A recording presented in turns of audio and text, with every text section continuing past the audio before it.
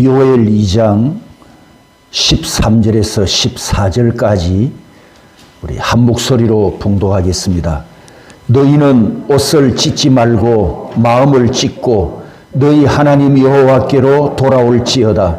그는 은혜로우시며 자비로우시며 노하기를 더디하시며 인애가 크시사 뜻을 돌이켜 재앙을 내리지 아니하시나니 주께서 혹시 마음과 뜻을 돌이키시고 그 뒤에 복을 내리사 너희 하나님 여호와께 소제와 점제를 드리게 하지 아니하실는지 누가 알겠느냐. 아멘. 숙제를 다 해 오셨습니까? 예. 그리고 지난 주일 설교를 하면서 오늘 설교를 위해서 여러분이 기억해야 될 것이 있다고 했는데 혹시 무엇인지 기억하십니까? 그건 다 잊어버리셨죠? 예, 5대 제사는 무엇과 어떤 기능이 있다고요? 예, 속죄 기능이 있다. 그걸 기억하라고 했습니다. 5대 제사는 죄 사함의 기능이 있다. 이걸 염두에 두시고 오늘과 다음 주일 두 번의 설교를 듣겠습니다. 그리고 다시 다음 주 설교를 위해서 오늘 또 숙제를 하나 내드리는데 다음 페이지, 이 숙제는 나중에 제가 톡으로 올려드리겠습니다. 서장로님, 다음 페이지, 이 숙제는 제가 나중에 톡으로 올려드릴 테니까 다음 주일을 위해서 이 본문을 읽고 오시면 되겠습니다. 5대 제사는 모두 속죄의 기능이 있다고 했습니다. 번제는 기본적인 제사에 또 하나님과 백성이 만나는 장이고, 소제는 번제와 병행하면서 하나님 앞에 구원에 대한 간구를 드립니다. 화목제는 관계가 회복되는 제사이고, 속죄제는 우리가 지난 시간에 배운 것처럼 더러운 때와 오염으로 형상화된 죄 용서를 구하는 것이고, 속건제는 하나님께 진 채무와 사람에게 갚아야 할 채무로 형상화된 죄를 사해 주십시오. 이렇게 구하는 제사입니다. 5대 제사가 모두 용서함과 용서받는 기능이 있다면 이제 여러분에게 질문을 드립니다. 그렇다면 제사를 드리면 하나님께서 속죄를 해 주십니까? 이 질문을 신약적으로 바꾸면 내가 회개하면 하나님께서 내 죄를 사해 주십니까? 조금 더 질문을 바꾸어 보겠습니다. 내가 회개하기만 하면 하나님께서 오냐 하시면서 내 죄를 용서해 주실까요? 마치 자동 판매기처럼 회개만 하면 하나님이 내 죄를 사해 주신다. 아마 대부분 예라고 대답할 것입니다. 성경에도 이렇게 말씀했거든요. 요한일서 1장 9절에 만일 우리가 우리 죄를 자백하면 그는 미쁘시고 의로우사 우리 죄를 사하시며 우리를 모든 불의에서 깨끗하게 하실 것이요 라고 했는데, 제가 지금 질문을 드리는 핵심은 회개가 자동으로 용서받게 하는가? 회개가 자동으로 용서받습니까? 웨스트민스터 신앙고백서 제15장 생명에 이르는 회개에 관하여라는 주제로 1절과 3절을 제가 읽어보겠습니다. 1절, 우리는 회개가 생명, 영생을 가져오는 공로라도 되는 듯이 잘못 생각하지 말아야 한다. 3절, 회개란 우리가 지은 죄에 대한 하나님의 형벌을 만족시키는 것도 아니요 용서의 원인도 아니다라고 했습니다. 이것은 앞의 질문에 예라고 대답한 것과 반대되는 내용입니다. 우리가 자판기 앞에 가서 동전을 넣으면 캔 음료가 탁 튀어나오는 것처럼 내가 하나님 앞에 내 죄를 들고 가서 하나님 내가 이렇게 죄를 지었습니다. 회개만 하면 하나님께서 즉시 내 죄를 용서해 주시느냐라는 질문입니다. 앞에서 질문한 이 핵심은 회개가 용서받는 자동 시스템이 아니다. 이것을 말씀드리기 위함이었습니다. 내가 죄를 짓고 회개만 하면 하나님은 용서해 주셔야 하는 자동 시스템이 아닙니다. 마찬가지로 구약에서도 죄와 제사와 용서의 관계가 자동 시스템이 아닙니다. 이것을 우리가 이해하기 위해서 오늘과 다음 주일에 제가 5가지 주제를 가지고 말씀을 드릴 것입니다. 이 5가지를 말씀을 드릴 건데 오늘은 첫 번째 한 가지 주제만 가지고 여러분에게 말씀을 드리려고 합니다. 오늘 생각할 첫 번째 주제는 속죄의 주권은 회개함에 있는 것이 아니고 하나님께 있습니다. 우리가 항상 기억해야 할 것은 창조주 하나님의 주권과 구속주 하나님의 주권입니다. 창조보다 하나님이 먼저 계셨던 것처럼 만물이 보존되고 유지되는 것도 하나님의 주권이 먼저임을 항상 잊지 말아야 합니다. 로마서 11장 36절에서 우리가 하나님의 주권 신앙을 배웠습니다. 주권 신앙은 다른 말로 주영, 주님께 영광을 돌리는 신앙, 그런 사상이기도 합니다. 모든 주권이 하나님께 있듯이 모든 영광도 하나님의 것이어서 우리는 하나님께만 영광을 올려드립니다. 따라서 회개만 하면 용서해 주신다는 말 속에 하나님의 주권이 빠져 있으면 이것은 매우 위험한 주장이 됩니다.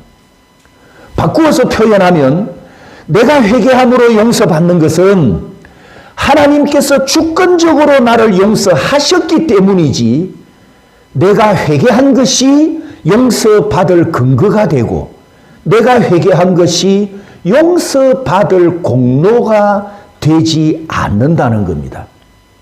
그렇다면 또 이렇게 질문을 할 수 있습니다.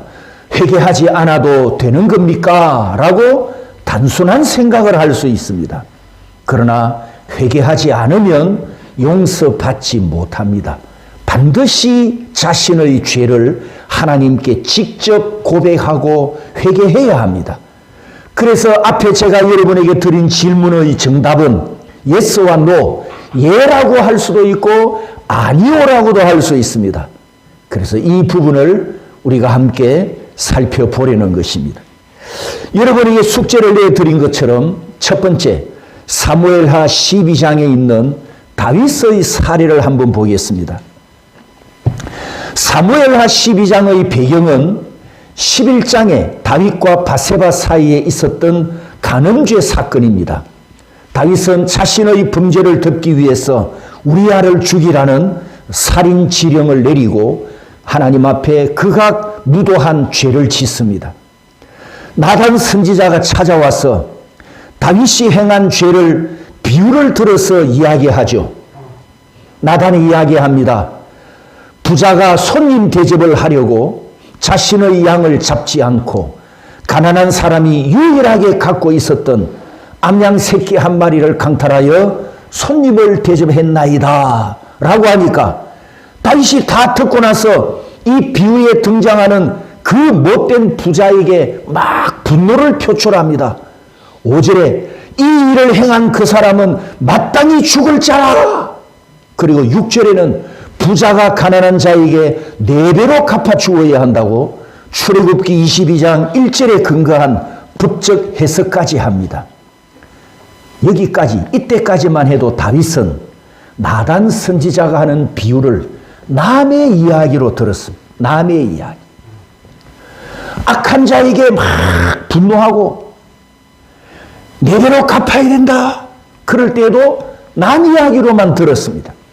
그때 나단 선지자가 다윗 왕에게 청천벽력 같은 선포를 하지요. 당신이 그 사람이라. 이 다윗이 가난한 사람의 암양 새끼를 빼앗았던 그 악한 부자였다라고 책망을 하니까 이 다윗이 하나님 앞에 엎드려 회개를 하게 되는데, 하나님 앞에 내가 죄를 지었나이다. 내가 여호와께 죄를 범하였노라. 이렇게 이제 회개하면서 이 나단 선지자가 다윗에게 죄값을 선포합니다. 10절과 11절에 보면 무려 4가지의 죄값이 선포되는데, 다윗이 죽을 것이다 라는 것과 양 1마리에 양 4마리를 갚고 집안에 칼이 떠나지 않고 아내들의 성적 정절을 상실하게 될 것이다. 이렇게 심판을 선고받으면서 다윗이 하나님 앞에 즉시 회개하지요. 13절에 보면 내가 여호와께 죄를 범하였노라. 그러니까 또 나단이 이렇게 다윗에게 말합니다. 여호와께서도 당신의 죄를 사하셨나니 당신이 죽지 아니하려니와. 다윗이 죽는다는 이 첫 번째 죄값을 다윗이 회개하고 나니까 바로 그 자리에서 사면을 해 주십니다. 당신이 죽지 아니하려니와. 그러면 나머지 3개의 죄값은 어떻게 되었을까요? 13절에 하나님의 사죄가 선언되었음에도 불구하고 이 나머지 3개의 죄값은 놀랍게도 전부 치러졌습니다. 첫 번째, 솔로몬이 되간식할 때까지 기록한 사무엘하 12장에서 열왕기하 2장까지 보면 다윗의 집안에 왕자의 난으로 인해서 칼이 떠나지 않습니다. 두 번째, 다윗의 아들 남봉꾼 압살롬이 다윗의 아내들의 정절을 강탈하는 수치스러운 사건이 일어납니다. 그리고 세 번째, 양 1마리에 양 4마리를 갚게 되는데, 놀랍게도 이 이야기는 제가 좀 길게 하려고 합니다. 이 중에서 압살롬 이야기에서 오늘 메시지 핵심이 있어서 이 이야기를 좀 길게 하려고 합니다. 다윗의 아들 압살롬은 이런 아들이었습니다. 사무엘하 14장 25절 26절까지 보면 압살롬 같이 아름다움으로 크게 칭찬받는 자가 없었고 그는 발바닥부터 정수리까지 흠이 없음이라. 머리가 길었는데 머리털이 왕의 저울로 200세겔이었더라. 여러분, 이 25절을 보면 요즘 말로 하면 조각미남, 꽃미남이었습니다. 그리고 26절에 긴 머리카락 무게가 200세겔이라고 했는데 이 환산하면 2.3kg입니다. 보통 사람이 이 1년에 머리카락 자라는 1년 자라는 무게가 몇십 그램 정도밖에 안 된다는데, 압살롬의 머리털이 2.3kg이면 조각 미남에다가 긴 머리카락을 바람에 휘날렸으니까 문여성들의 마음을 사로잡고도 남을 외모를 가진 멋진 상남자였다. 이렇게 지금 표현하고 있는 거지요. 자, 이런 아들을 둔 아비는 어떤 마음을 갖겠습니까? 다윗은 현재 재직 중인 왕이지 않습니까? 왕으로서 다윗은 무엇을 생각하겠습니까? 누구를 나의 후계자로 세울 것인가? 이왕이면 똑똑하고 잘생겼고 실력도 있고 사람들에게도 주목받는 아들을 세우고자 하는 것은 모든 아버지의 마음입니다. 압살롬이 이런 외모와 자질을 가진 아들이었다는 것입니다. 그런데 여러분, 여기서 의아한 게 있습니다. 아니, 그냥 다윗의 아들 압살롬이 뭐 잘생겼다 이런 정도로 표현해도 되는데 왜 압살롬에 대한 외모를 이렇게 자세하게 표현했느냐는 거지요. 사무엘서 기자가 압살롬의 외모를 왜 이렇게 자세하게 묘사했을까요? 이 저자의 의도는 사무엘하 12장 3절에 아까 비유에 나왔던 그 가난한 자가 키우고 있었던 한 마리 암양 새끼와 외모가 출중한 이 압살롬을 대조시키기 위하는 것이 지금 이 의도입니다. 대조시키는 의도. 그럼 한 마리 암양 새끼는 어떤 양이었습니까? 사무엘하 12장 3절에 가난한 사람은 아무것도 없고 자기가 사서 기르는 작은 암양 새끼 한 마리 뿐이라, 전 재산이란 말이죠. 그 암양 새끼는 그와 그의 자식과 함께 자라며 그가 먹는 것을 먹으며 그의 잔으로 마시며 그의 품에 누움으로 그에게는 딸처럼 되었거늘. 자, 이 3절의 묘사도 보십시오. 기껏해야 암양 새끼일 뿐인데, 네 발 가진 짐승일 뿐인데 뭐가 중요하다고 이렇게 자세하게 묘사를 했느냐는 거죠. 가난한 집에 한 마리 뿌린 짐승인데 3절을 보면 그 암양 새끼를 경제적 관점에서 보지 않고 의인화시켰습니다. 우리 사람과 똑같이 의인화시켜서 가족과 함께 다루고 있습니다. 이쯤 되면 이 집의 암양 새끼는 단순히 짐승이 아니라 자식과 같습니다. 실제로 자식과 함께 자라고 자식이 먹는 것을 먹이고 자식이 마시는 잔으로 마시게 하며 자식의 품에서 함께 누워 잔다라고 했고, 마지막 표현도 딸처럼 되었거늘. 딸처럼 되었거늘.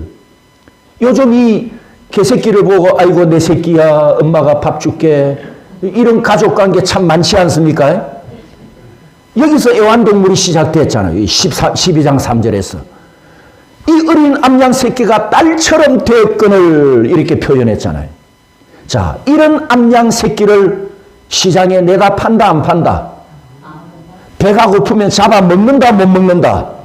못 먹죠. 사랑받고 가족처럼 함께 지내는 딸 같은 짐승인데, 그러면 사랑받고 주목받고 존귀함의 묘사가 가난한 자의 소유인 암양 새끼와 다윗의 소유였던 멋진 아들과 지금 동급으로 기록하는 것이 저자의 의도입니다. 암양 새끼와 압살롬을 대조하면서 둘의 외모가, 가치가, 존귀함이 똑같다. 이걸 지금 말씀하고 있습니다.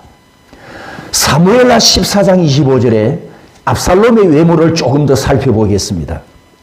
25절 끝에 보면 그는 발바닥부터 정수리까지 흠이 없음이라. 여기 무음이라는 히브리어 흠이 없다. 이 표현이 바로 레위기에서 우리가 지금 배우고 있는 하나님께 바치는 제물과 같은 그림입니다. 레위기 22장 20절에 보면 흠 있는 것은 하나님께 드리지 말아라. 흠 없는 제물을 바쳐라. 똑같은 히브리어 무음입니다. 하나님께 바치는 제물이 흠이 없듯이 다윗의 아들 압살롬도 흠이 없더라. 제물로 바치는 양이 최상품이었듯이 사무엘서 저자는 압살롬도 제물처럼 흠이 없고 상남자 같은 무음한 자였다. 그래서 제물로 바쳐지는 무음한 양과 상남자, 무음한 상남자 압살롬을 지금 동일시하고 있다는 거예요. 동일시.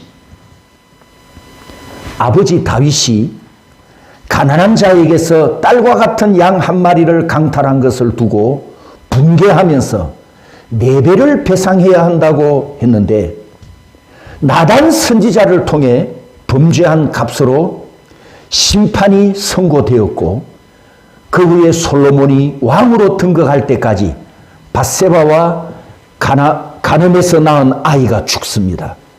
그리고 암논이라는 아들이 죽습니다. 아도니아라는 아들도 죽습니다. 3명의 양으로 비유되는 3명의 자식이 다윗 앞에서 죽어나갑니다.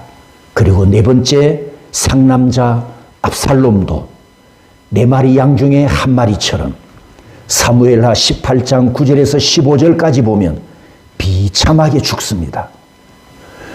유다 지파 왕권과 메시아 혈통 보존 때문에 다윗은 죽음에서 면제받았지만 4명의 자녀가 죽음으로 4배로 갚는 배상이 소름 끼칠 정도로 이루어졌다는 거예요.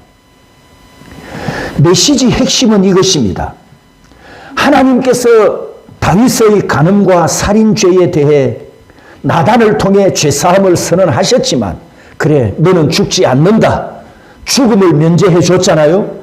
죄사함을 선언하셨지만 그럼에도 불구하고 그 4개의 죄값 중에 3개는 시행되었다는 것을 성경에 기록하여 말씀합니다. 그러면 다시 제가 처음 드렸던 질문으로 돌아가서 우리는 이렇게 생각합니다. 내가 지은 죄를 하나님께 회개만 하면 하나님께서 내 죄를 다 사해 주시고 그 후로 모든 상황은 종료된다, 이런 생각을 하잖아요.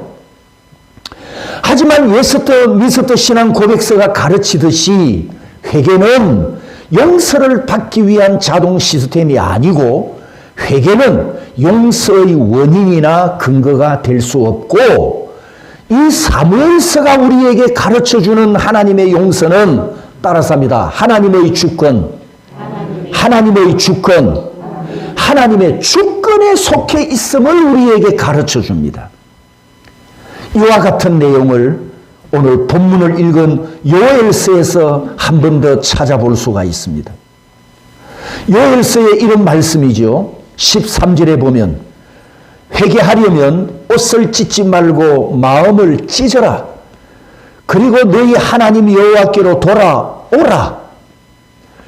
그때 하나님은 은혜로우셔서 자비로우셔서 또 노하기를 더디게 하시기 때문에, 인애와 사랑이 크시기 때문에 혹시 뜻을 돌이켜서 재앙을 내리지 아니하시나니. 그래놓고 이제 14절에 혹시 주님의 마음과 뜻을 돌이키시고, 또 끝에 가보면 누가 알겠느냐, 이렇게 지금 표현해 놨습니다. 진정한 회개를 하려면 옷을 찢지 말고 네 마음을 찢고 하나님 앞에 회개하라, 그런 뜻이죠. 하나님은 은혜로운 분이셔서 벌을 내리시고 재앙을 내리는 것을 좋아하지 않는 분이라고 했습니다. 그러면서 이어지는 14절에 혹시라도 누가 알겠느냐. 진실한 회개, 진실한 회개가, 정직한 회개가 용서를 자동으로 보장해 주지 않는다는 것입니다. 마음을 찢는 이 진실한 회개를 해도 회개했기 때문에 하나님이 자동으로 용서를 해 주지 않는다는 뜻입니다. 이 말씀의 뜻은 회개의 결과가 어떻게 될 것인지는 전적으로 하나님의 주권에 달려 있다는 진리를 가르쳐 줍니다. 오늘 메시지 결론을 말씀드립니다. 속죄 제물과 죄 용서는 물물교환식의 거래가 아니듯이 내가 죄를 회개하고 하나님으로부터 용서받는 것 역시 회개한 대가이거나 물물교환식의 거래가 아닙니다. 돈을 주고 물건을 구매하듯 회개를 지불하고 용서를 구매하는 방식이 아니라는 겁니다. 구약 헌제자가 하나님께 자신을 드리는 의미로 제물을 희생하면 하나님께서 그 헌제자를 받으시고 긍휼과 은혜를 베푸셔서 죄를 사해 주십니다. 내가 하나님께 범죄한 것을 회개할 때에도 내 죄를 인정하고 죄를 고백하는 것에서 끝나지 않고 우리가 하나님께 결심과 헌신을 함께 올려드리지 않습니까? 하나님, 내가 다시는 범죄하지 않겠습니다. 이후로는 하나님의 거룩하심 같이 거룩하게 살겠습니다. 이렇게 결단하고 헌신할 것을 고백하지 않습니까? 그러므로 회개는 거래가 아니라 긍휼과 은혜를 약속하신 하나님께 간구하는 것입니다. 그러므로 회개할 때 철저하게 하나님의 용서를 구해야 하고 은혜를 베풀어 달라고 간구해야 합니다. 하나님과 인간의 관계는, 하나님과 죄인의 관계는 대등한 입장에서 쌍방이 권리를 주장하고 권리를 요구하는 거래 관계가 아닙니다. 다시 말씀드립니다. 회개 안 해도 됩니다. 그런 뜻이 아니고 회개는 반드시 해야 하지만 그렇다고 회개가 용서받는 조건이나 공로가 되어서는 안 된다라는 것입니다. 그러면 우리가 회개하면서 어떤 공로를 의지해야 합니까? 내가 회개하면서 용서를 강구하면서 무엇을 붙들어야 합니까? 회개할 때 예수 그리스도를 바라보고 예수 그리스도의 공로를 의지해야 합니다. 회개의 열심과 회개의 정직함이 죄를 씻는 것이 아니라 십자가의 피값으로 죄 사함을 받고 십자가의 공로로 죄값을 면제받습니다. 회개와 용서의 주권은 아버지 하나님께 있고 우리의 죄를 하나님 앞에 사함받는 그 원인과 공로는 나를 대신해서 십자가에 못 박히신 예수님께 있습니다. 이 복음을 담아서 헌제자가 자기를 대신하여 죽는 제물을 하나님께 바치는 것입니다. 바로 이 믿음으로 하나님 앞에 제물을 바치고 회개할 때 예수님의 피값으로 우리의 모든 죄와 허물을 사해 주시는 은혜와 사랑이 풍성한 하나님께 감사와 경배와 영광을 올려드립니다.